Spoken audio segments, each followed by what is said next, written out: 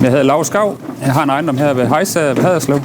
Vi har det, man i gamle dage ville kalde en fratsproduktion, men her har vi delt op, så vi har klimastal, og så har vi slagtesug. Det er helt baseret på galgrise. Vi føder alle grisene og leverer dem til Tican som slagtesvin. Hey!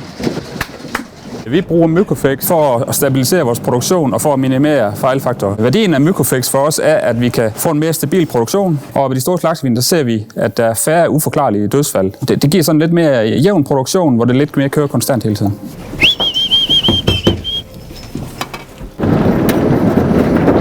Vi tager prøverne af alle vores kornarter, og så ud fra det, så får vi en tilbagemelding fra Biomina, hvor meget iblandingen der er behov for. De sidste 4 år har vi begyndt at køre lidt mere fast med, hvor vi udtager prøver. Vi ser lidt mere, hvis vi har uforklarlige dødsfald, der ser vi ud som om, når vi har toksinbinderne i, så kan vi fjerne noget af det.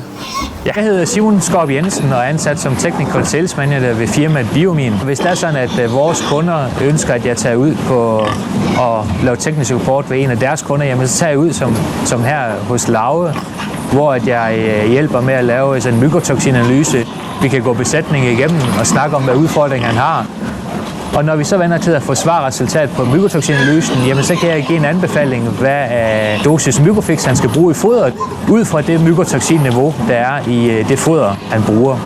Når vi går ind og kigger på det der survey, jamen Nivelnon og Don er på samme niveau.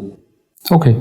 Mykofix er det eneste toksinbinder på det europæiske marked, som har 3 godkendelser fra EU på, at de virker mod mykotoksiner.